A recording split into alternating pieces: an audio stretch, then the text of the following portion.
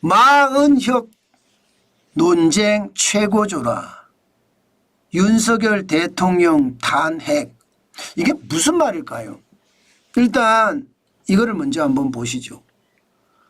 마은혁입니다. 헌법재판관 후보자 임명 보류에 대한 권한쟁의 사건에 대한 심판이 오늘 발표가 됩니다. 헌법재판관이 현재 8명에서 마은혁 재판관이 오늘 임명이 되면 이제 9명이 된다는 뜻이에요. 9명. 그런데 이 마은혁 재판관 후보자에 대해서는요, 논란이 굉장히 많습니다. 당장 3대 논란만 하더라도 이거 장난 아니거든요. 기본적으로는 마은혁 재판관에 대한 대통령 권한대행이 임명 안 한 것은 헌법 위반이다. 이거 헌법 위반이다. 이게 핵심입니다. 권한쟁의 심판이라는 게 그런 거거든요. 헌법 위반이다. 당연히 찍어줘서 임명을 해야 된다. 이게 핵심 주제입니다. 그래서 헌법재판소에 마은혁 재판관 후보자에 대해서 대통령이 보류시켰는데 이거 보류시키면 안 되는 것 아니냐. 국회에서 추천해 준 건데 왜 대통령이 권한도 없는데 보류를 시키냐. 이런 얘기입니다. 자, 여기에 논란을 3가지만 정리해 봤습니다. 당장 청구인 자격입니다. 여러분, 청구인 자격은 우원식 국회의장이 최상목 대통령 권한대행이 국회 선출권을 침해했다 이렇게 이야기합니다. 그런데 여러분, 국회 선출권을 침해한 게 아닌 게 최상목 대통령 권한대행은 아니 국회 의결 안 거쳤지 않냐. 우원식 의장 단독으로 청구한 거 아니냐. 국회에서 의결을 안 거친 것을 우원식 의장 단독으로 했으면 개인이에요. 개인. 예, 개인이 한 거잖아요. 의결, 정치라는 게 여야 협의잖아요. 여야 협의가 전혀 안 되고 단독으로 했다는 게 말이 안 된다. 이거 말이 안 된다. 그렇게 반대를 하고 있는 겁니다. 또 헌법재판소의 졸속재판 진행에 대해서도 굉장히 논란거리가 되고 있습니다. 변론 한번 하고요. 한 달 만에 선고일을 잡았습니다. 세상에나. 아니 이재명 더불어민주당 대표한테 이렇게 변론 한번 하고 한 달 만에 선고일 잡지 그래요. 아니 거기는 안 잡잖아요. 그런데 변론 한 번 하고요. 한 달 만에 선고일 잡아서 이거 말이 안 된다. 그래서 변론 재개 신청을 했습니다. 그랬더니 3시간 만에 기각했어요. 이런 헌법재판소가 어디 있습니까? 말이 됩니까 여러분? 말이 됩니까? 아니 이렇게 해서 통과를 시켜서 어떻게 하자는 거예요?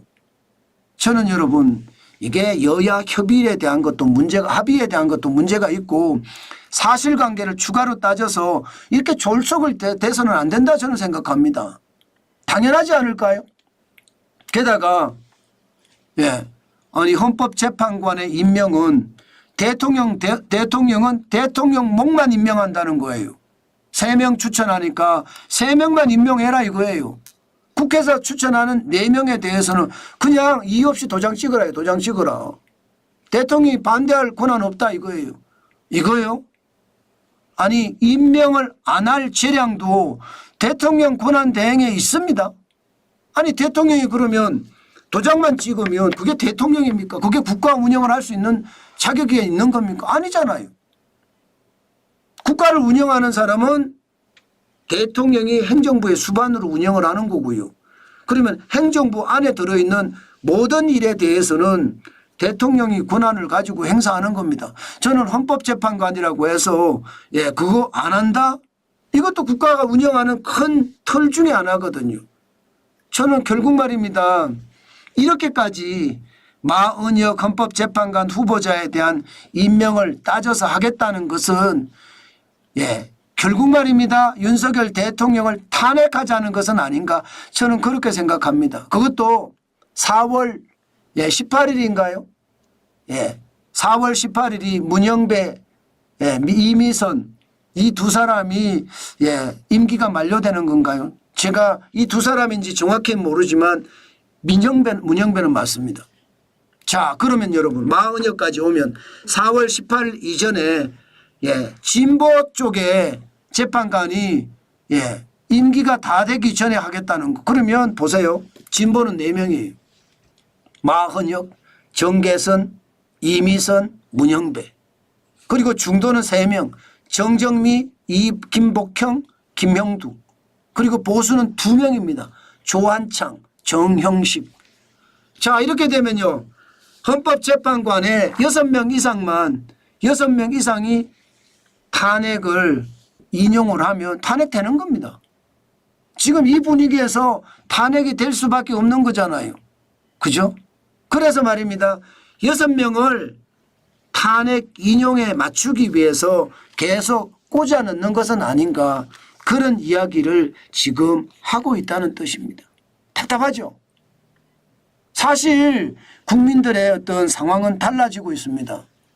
대통령 탄핵에 대한 찬반을 보면 탄핵을 반대하는 세력이 굉장히 크게 늘어나고 있습니다.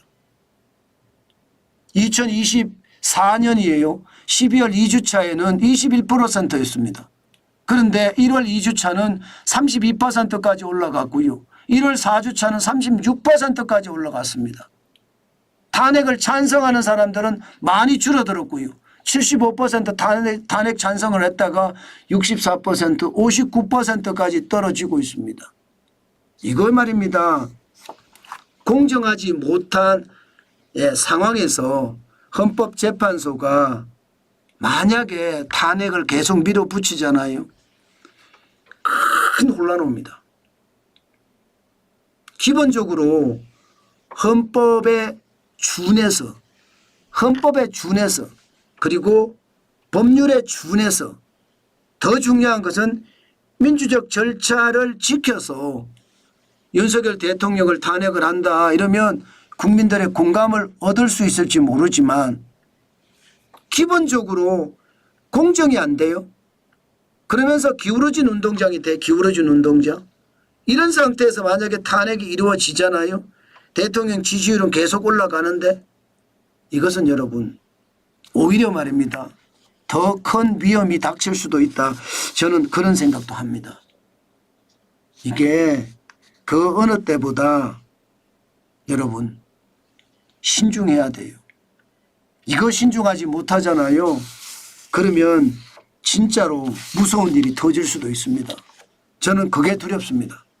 지금 이대로 윤석열 대통령에 대한 공정성 시비가 계속 일고 이게 기울어진 운동장에서 대통령을 내쫓았다 이런 이야기까지 들면 국민들은 장난이 아닐 거예요.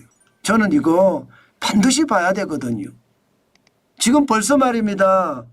이 세 사람 있잖아요. 문영배 헌법재판소 소장이나 정계선 헌법재판관이나 이미선 헌법재판관 모두 공정성이나 중립성에 의문을 가지고 있습니다. 국민들은요. 당장 문영배 헌법재판소장 권한대행은 이재명 대표와 가깝고 SNS를 여러 차례 한다고 하는 거 아닙니까? 정계선 헌법재판관은요. 남편 황필규 변호사가 탄핵소추 대리인단의 김희수 변호사와 한 회사에서 일을 하고 있잖아요. 공익인권법재단 공감에서 말입니다. 또 이미선 헌법재판관은 친동생 이상희 변호사가 윤석열 퇴진특별위원회 부위원장 맡고 있잖아요. 공정하지 않죠. 이런 걸 보면. 중립적이지 않죠. 운동장이 기울어져 있죠. 이렇게 기울어져서 만약에 상황이 탄핵으로 결정이 된다면 과연 어떤 일이 벌어질까 진짜 두렵다는 생각을 저는 많이 합니다. 그렇게 되면 여러분 경제도요. 결국 말입니다. 정치적 혼란이 사회적 혼란으로 이어진다고 말씀을 드렸는데 그것이 말입니다. 경제 쓰나미가 될 가능성도 굉장히 높습니다. 불확실성, 뭔가 앞날이 불안하면 돈을 안 쓰거든요. 어느 누구든 마찬가지거든요. 앞날이 불안하면 돈을 안 씁니다. 그 돈 안 쓰는 게 실제 상황이 된다는 것. 그러면 경제까지도 큰 타격을 줄 수 있다는 것 우리는 반드시 생각을 하고 또 그 행동에 옮겨야 될 것 같습니다. 저는 공정한 재판, 중립성을 지키는 것, 기본적으로 운동장이 평평해야 된다는 것, 운동장이 기울어져서는 안 된다는 것 다시 한번 강조해 봅니다.